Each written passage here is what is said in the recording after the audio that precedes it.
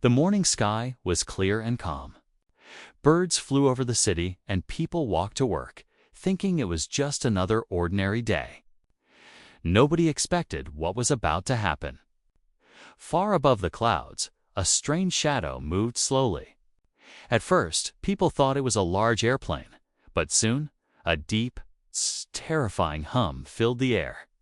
Massive ships, unlike anything humans had ever seen, appeared over major cities around the world. Their metal bodies shone in the sunlight, and strange blue lights pulsed from their engines. Panic spread quickly. Sirens screamed in the streets. People screamed. Cars crashed as drivers tried to escape. Governments were caught off guard. Military forces scrambled jets and tanks. But it was clear that these invaders were not ordinary enemies. In a small apartment in the outskirts of the city, a man named Ethan Cole watched the sky with a calm expression. He was an ordinary man, or at least everyone thought so. He worked as a mechanic, fixing old cars and machines. He lived a quiet life, helping his neighbors and taking care of his younger sister, Lila. To the outside world, he was simple and harmless. But there was something different about him, something that even he did not fully understand yet. The aliens, tall and armored, broadcasted a message over every channel. Their voices were cold, metallic, and terrifying. Humans of Earth, surrender your planet. Resistance is useless. Governments tried to respond, but communication failed. Every attempt to attack the ships with missiles and fighter jets failed. Their weapons bounced harmlessly off the alien shields. Humanity had never faced such a threat. Meanwhile, Ethan packed a small bag and grabbed a pair of binoculars. He watched the chaos below. People were running, soldiers were shouting orders, and the city was turning into a battlefield. But Ethan was calm. He studied the ships carefully, noting patterns in their movements, the timing of their attacks, and the strange energy pulses that came from their engines. Suddenly, a huge alien scout descended near the downtown area. Its legs were long and metallic, and its eyes glowed red. It crushed cars underfoot and fired beams that reduced buildings to rubble. The humans tried to fight back, but their weapons were useless. Panic spread even faster as screams filled the air. Ethan's sister Lila called him from their apartment window. "Ethan, the city. It's falling apart," she shouted. But Ethan did not panic. He looked at the alien, analyzing its movements. He noticed something the soldiers did not see. The alien's legs moved with a pattern, almost like a rhythm.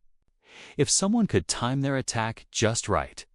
He grabbed a metal pipe and ran toward the chaos. People stared at him, thinking he was crazy, facing an enormous alien with just a pipe.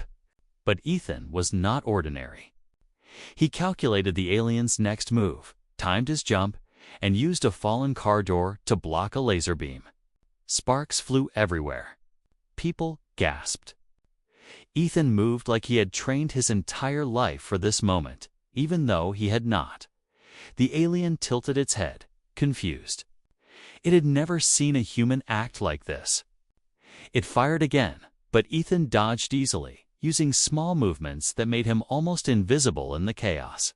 Then, with perfect timing, climbed onto a small platform and smashed a control panel on the alien's leg with a heavy pipe.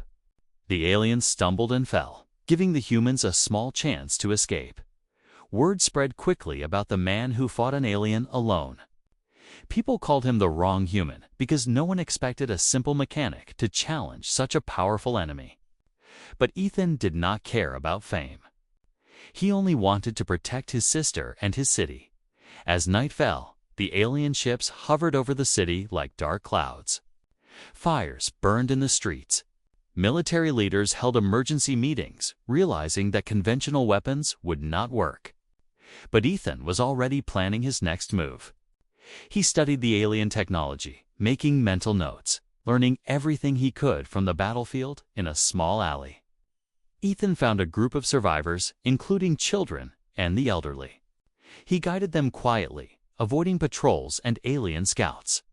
He moved like a shadow, using the chaos as his cover. The survivors whispered among themselves. "Who is this man?" they asked. "He's not like us. He's different." Ethan found a high rooftop and watched the alien ships. They were massive, covering the entire skyline. But he noticed something strange. The aliens did not seem to expect resistance.